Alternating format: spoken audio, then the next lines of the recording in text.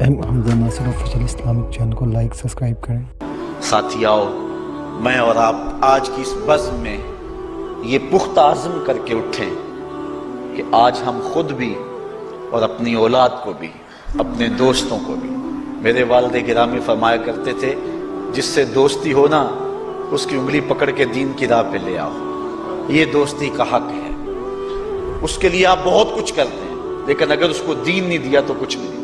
کوشش کرو میرا دوست ہو اور جہنم میں جائے۔ والدین بچے کے مستقبل کے لیے کتنی کوشش کرتے ہیں، لاکھوں روپیہ لگاتے ہیں مستقبل ٹھیک ہو تو، کرتے ہیں کہ نہیں کرتے؟ یونیورسٹیوں کے اندر، کالجوں کے اندر کتنی بھاری فیسیں بھرتے ہیں۔ کیوں اتنا کچھ کیوں کر رہے ہو؟ میں نے دیکھا بوڑھا باپ اپنی کمر پہ بوریاں لاد کے مزدوری کرتا ہے، مائیں اپنا زیور بیچ رہی ہیں کہ اولاد پڑھ جائے۔ میاں اتنا کچھ کیوں کر رہے ہو؟ جی مستقبل ٹھیک ہو جائے۔ یہ مستقبل کتنا ہے؟ 20-25 سال کا، اور جو اصل مستقبل ہے اس کی فکر ہی نہیں کسی کو۔ اصل مستقبل تو وہ ہے، اللہ اکبر، بیرون ملک جائے بیٹا تو ماں کہتی ہے بس دعا کرو کہ میرا بیٹا خیریت سے پہنچ جائے۔ بیٹی کی شادی کرتی ہے تو ماں کہتی ہے دعا کرو کہ اپنے گھر میں اس کو چین مل جائے۔ کسی کا انٹرویو ہوتا ہے، لوگ کہتے ہیں جناب دعا کرو کہ اس انٹرویو میں وہ کامیابی سے گزر جائے۔ میں کہتا ہوں جب قبر میں اترتا ہے پھر کسی نے آ کر کبھی نہیں کہا کہ دعا کرو مشکل گھڑی آ گئی ہے خیریت سے گزر جائے۔ اصل امتحان تو یہ ہے، اگر اس امتحان سے گزر گیا تو کامیابی اور بامرادی۔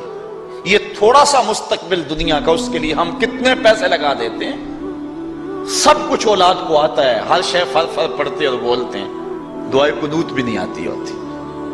تو ہم اپنی اولاد کے لیے دین کا تحفہ اس کو کبھی نہ چھوڑیں۔ اللہ اکبر، کوشش کریں، محنت کریں۔ حضور نبی رحمت صلی اللہ علیہ وآلہ وسلم نے ان بد عمل واعظین کی بات بھی کی ہے کہ جو لوگوں کو نیکی کا حکم دیتے ہیں اور خود اس پہ عمل نہیں کرتے۔ آج ہمارے کچھ واعظین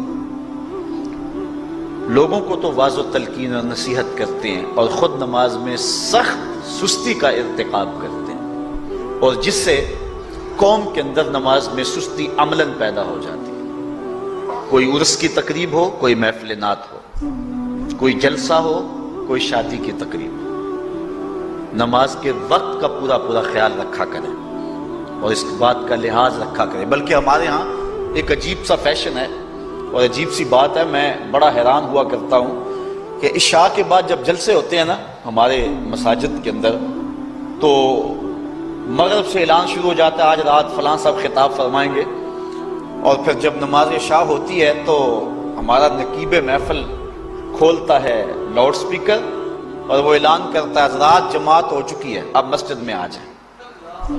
یعنی یہ نماز کو ہلکا کرنے والی بات ہے۔ انہوں کو کہا جا رہا ہے کہ بلکہ بعض تو کہہ دیتے ہیں جس کا تمہیں ڈر تھا وہ گزر گئی ہے، اب آ جاؤ۔ کیا لینا ہے جلسے میں آ کر اگر نماز ہی نہیں پڑھنی ہے تو؟ ممبر و محراب کے جو ذمہ دار ہیں ان سے جو ہے وہ عجیب و غریب قسم کی جو ہے وہ حرکات سکنات سرزد ہو رہی ہیں۔ یہ جو جہل نقیبوں کا ایک غول آ گیا نا، یہ بھی ایک بہت بڑی مصیبت ہے۔ ایک تو بے تحاشا القاب، دوسرا دین کی روح سے ناشنائی۔ وہ کسی نے کہا تھا نا کہ پہلے حضرت غوث پاک ولی بناتے تھے، چور سے کتب بناتے تھے، آج کل ہم بناتے ہیں۔ کہا تم کیسے؟ کہا ہمیں پتا ہوتا ہے یہ چور بیٹھا ہوا ہے، کہتے ہیں غوث زمان اور کتب دوران۔ بے تحاشا اور بے تکا انداز، اور پھر دین کی روح سے یہ ناشنائی کہ باقاعدہ اعلان ہوتا ہے جناب جماعت ہو چکی اب تو آ جاؤ۔ تو کیا کرنا ہے؟ ساری رات جاگ کے اگر عشاء کی نماز ہی نہیں پڑھی تو نماز کو ہلکا کیا گیا ہے۔ اسی طرح جلسہ لمبا ہو رہا ہے اور نماز کا وقت سکڑ رہا ہے۔ ان چیزوں کا التزام کرنا ہے، ہم نے کوشش کرنی ہے۔ اور یہ بھی ایک مصیبت ہے کہ دربار بڑا اونچا ہے اور مسجد کے اندر جانوروں کی بینٹیں پڑی ہوئی ہیں۔ حیثیت تو مسجد کی ہے، دربار کی تو ثانوی حیثیت ہے۔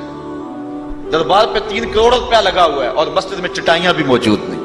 اپنے بھی خفا مجھ سے ہیں، بیگانے بھی ناخوش، کہ زہر حلال کو کبھی کہہ نہ سکا کند، بات وہی کہتا ہوں سمجھتا ہوں جسے حق، میں ابلہ مسجد ہوں نہ تہذیب کا فرزند۔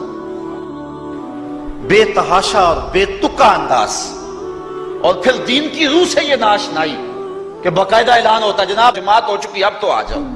تو کیا کرنا ہے ساری رات جاگ کے اگر عشاء کی نماز ہی نہیں پڑھی تو نماز کو ہلکا کیا گیا ہے.